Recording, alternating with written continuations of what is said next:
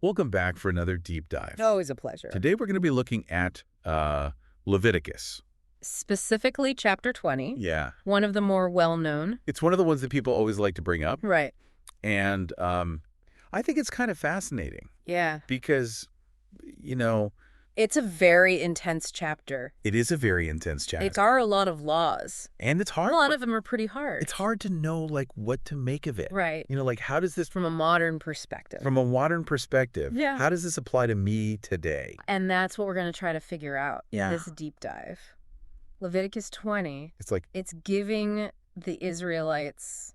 It's a blueprint. Almost like a blueprint. For ethical living. Yeah, a blueprint for ethical living for their community. Yeah, for their community. At the time. At the time. Thousands of years ago. Yeah, and it's interesting because some of the things that it talks about seem so far removed from our current lives. They seem very foreign to us today. Like child sacrifice. Yeah. That was a big no-no. A big no-no. To Molech.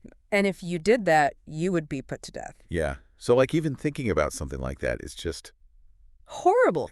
Yeah. From a modern perspective. That is absolutely horrific. But it kind of shows you like... It shows how important. Important. Be considered... Protecting innocent life and the vulnerable. Yeah.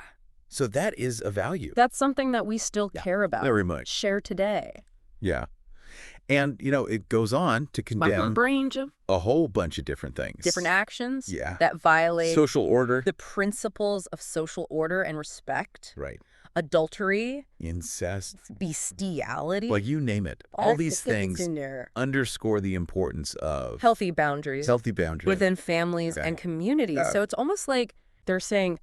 They're drawing this line in the sand. Like, this is what we stand for. This is what we stand for. And this is what we will not tolerate. This is what we will not tolerate. As a community. Yeah. As a people. So... that's a powerful statement. It really is. About their commitment to a specific way of life. Yeah. They're like... they had a vision. Their vision of how they were supposed to live. Yeah. And they were gonna... and they were to stick to it, but it's not just about, like... avoiding bad behavior. Yeah. Right? There's something deeper here. There's a deeper... this idea of holiness. Holiness. It's woven throughout the book of Leviticus. Yeah. It's about striving to live. In a way that's... that aligns with their understanding of God. Right. And God's will. And like... reflecting a higher moral standard. living up to that. Yeah. So... it's not just about... it's not just about like... what do this? don't do this. Don't do that. Don't do that. Yeah. It's like... it's also about striving.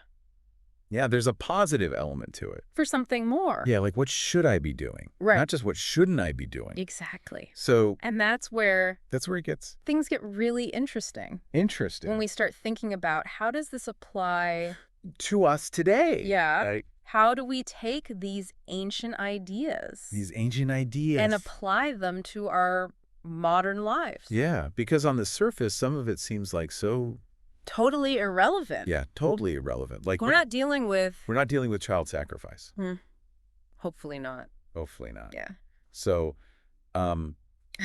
but you're saying there's something deeper there. Absolutely. That we can learn from. Yeah. Yeah, there are definitely some timeless principles in Leviticus 20. Like what?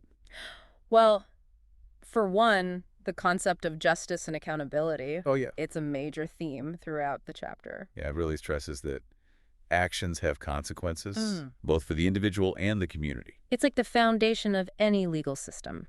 And even ethical frameworks. Right, even in our personal relationships. It's all about taking responsibility for our choices. And acknowledging that our choices have an impact on others. It's interesting, though, because sometimes it feels like... what? like in the modern world, Yeah.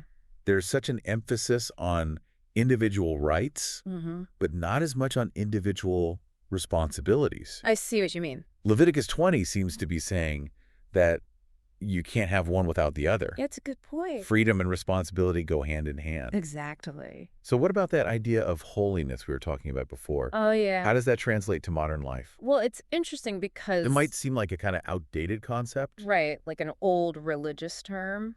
But I think it speaks to something deeper. Yeah, a human desire. To live a life. Of meaning and purpose. Yeah, to strive for something beyond ourselves. To contribute to something larger than ourselves. That's super relevant. Oh, it is, isn't it? So it's not just about following rules. No, it's about cultivating values. Like compassion. Integrity. Respect for others. Exactly. You could almost say that Leviticus 20 is offering a framework for ethical living.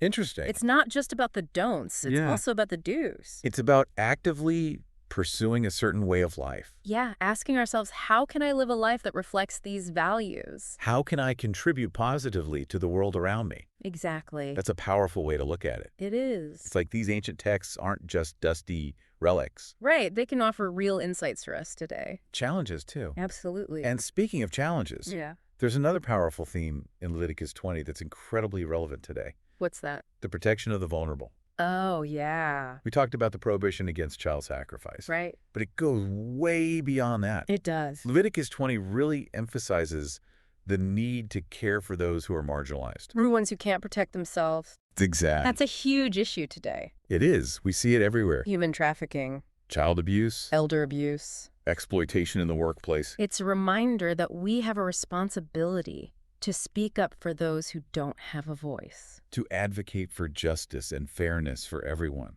Couldn't have said it better myself. It's a call to action. It is. We're all interconnected.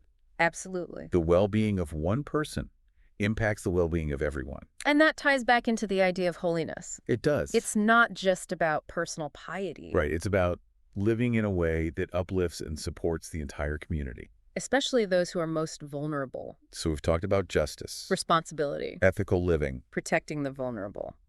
Are there any other echoes of Leviticus 20 Let me think. that you see in the modern world?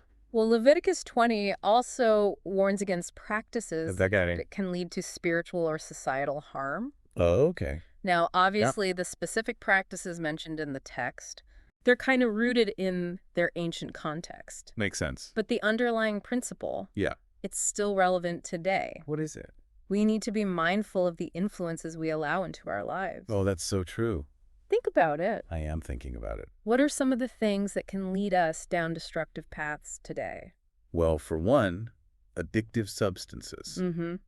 Unhealthy relationships. Definitely. Harmful ideologies. Disinformation. Yeah, all of these things can really erode our well-being. Both individually and collectively. So it's about cultivating discernment. Making conscious choices. About what we let into our minds. Our hearts. Our lives. Exactly. It's about recognizing those negative influences. Like choosing a different path. Having agency. Even in the face of difficult choices. That's a powerful message. It is. Even when we're surrounded by negative influences. We still have the power to choose a different way. That brings us right back to personal responsibility. It does, doesn't it?